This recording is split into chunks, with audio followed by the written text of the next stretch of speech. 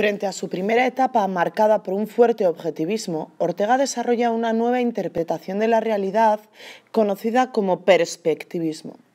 Esta segunda etapa de su pensamiento será una etapa de transición lógica, por otra parte, que le servirá de base para su propuesta definitiva, el conocido raciovitalismo. ¿Y por qué se caracteriza su perspectivismo? Por lo que se conoce como circunstancialismo y por el perspectivismo, que es la consecuencia epistemológica del primero, del circunstancialismo. Empecemos analizando el circunstancialismo. Antes de analizar el circunstancialismo, es preciso concretar qué objetivo tiene la filosofía para Ortega. Solo así entenderemos sus propuestas. La filosofía, dirá, tiene como aspiración conocer el todo, conocer todo lo que hay, y nada puede escapar a la mirada del filósofo, porque todo hecho es filosófico. Pero para ir al fondo de las cosas, por particulares que sean, es necesario partir de la propia ignorancia, dirá Ortega. No dar nada por supuesto y no dar por supuesto cuál es el objeto de conocimiento ni si es cognoscible o no. Lo único que el sujeto cognoscente conoce es que él es un objeto distinto a los demás y que es a la vez un objeto integral, es decir, no deja nada fuera de sí, está interrelacionado con todo y por eso se basta de algún modo a sí mismo. Pero ¿cuál es ese objeto integral? ¿Cuál es esa realidad radical? La vida. O más bien, mi vida en particular.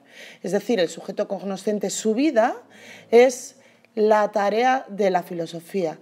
La filosofía debe ocuparse de comprender la vida, porque la vida es la realidad de la que todo parte.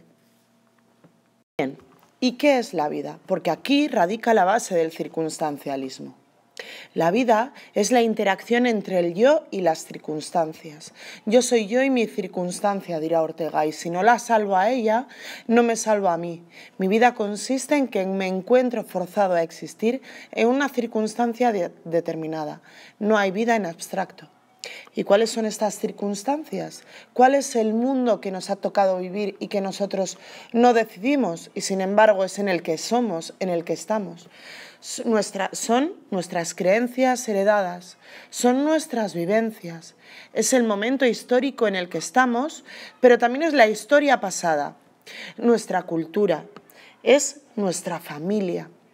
Son nuestros amigos, es todo aquello que nos determina, que no decidimos, pero que sin embargo es el mundo en el que estamos. No solo me rodea mis circunstancias, es lo que me hace ser lo que soy. Mi vida no tiene unas circunstancias, yo soy con ellas y ellas son conmigo. Porque vivir es estar en el mundo, es estar en unas circunstancias que son inseparables del yo.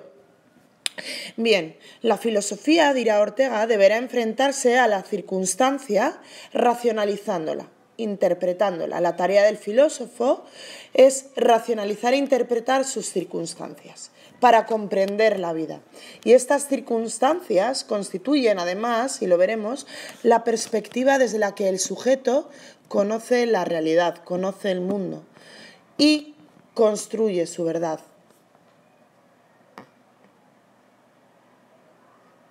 Ortega recibe influencias evidentes de distintas corrientes filosóficas desarrolladas a lo largo del siglo XX. Por ejemplo, del existencialismo de Heidegger y su Dasein, su ser en el mundo, o la idea de Sartre de vivir o de ser arrojado a la existencia. No podemos elegir las circunstancias, sino que estamos inmersos en ellas. También se ve la influencia del historicismo de Dilthey, según el cual el ser humano no tiene naturaleza fija, sino que es historia. También vemos la influencia de la hermenéutica de Gadamer en su idea de que filosofar es salvar la circunstancia, interpretar la circunstancia, hacerla propia. Sin embargo, también se ve una clara oposición al ideal del yo platónico, un yo estático por la cual se interpreta que el sujeto tiene una esencia fija e inmutable. Frente a ello, la propuesta de Ortega es claramente distinta, porque la vida es un proyecto que se realiza desde unas circunstancias. Por lo tanto, la esencia del hombre es histórica y cambiante. También se enfrentará a la dialéctica, la contraposición realismo-idealismo. El realismo centra su importancia en el objeto, mientras que el idealismo lo hace en el sujeto cognoscente. Ortega dirá que no se puede enfatizar ninguno de los dos polos, sino que hay que comprender la interacción que se da entre ambos. El sujeto es una realidad concreta que vive aquí y ahora. Es una vida y en esta vida hay un equilibrio entre el yo, el sujeto y el objeto, las circunstancias. La consecuencia epistemológica del circunstancialismo es el perspectivismo. Las circunstancias, que son siempre individuales, son el lugar desde el que el sujeto comprende el mundo, la realidad, son su perspectiva. Por eso Ortega dirá que la verdad nunca es universal ni definitiva, sino que siempre es perspectiva. No hay un lugar único y privilegiado desde el que conocer la realidad, sino que el individuo ve la realidad desde su perspectiva particular. Cada uno conoce desde sus circunstancias, y como cada circunstancia es diferente, habrá distintas perspectivas y todas serán verdaderas, porque lo que uno ve, el otro no lo ve. En el fondo hay, dirá Ortega, infinitas perspectivas de la realidad, producto de las infinitas miradas posibles sobre la misma, y todas, dice, son válidas. ¿Por qué? Porque cada uno somos un espejo de nuestra realidad y por tanto la verdad es especular, es reflejo de la perspectiva que cada uno tenemos del mundo en el que habitamos. Por eso también dirá Ortega, y esto es importante, cada perspectiva es preciosa, es insustituible. Y la muerte, la desaparición de una perspectiva, la muerte de un individuo, pero también la muerte de una cultura, es la muerte de una visión de la realidad que nunca más se volverá a dar y por tanto es la muerte de una verdad.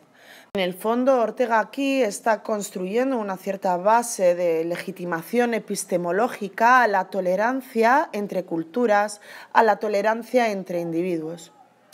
Bien, el perspectivismo de Ortega, además, tiene otras implicaciones, y es que cada perspectiva es cambiante.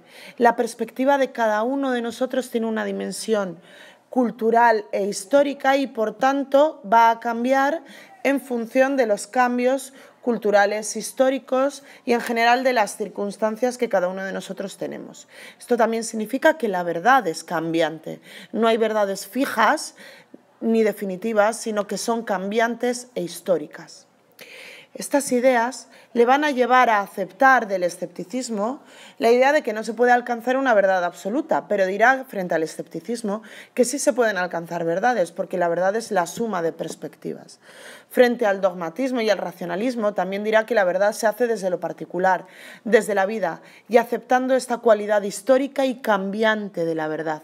Además, frente a opciones escépticas como el vitalismo irracionalista de Nietzsche, dirá que la perspectiva es estructural a la realidad y eso implica salvar la verdad.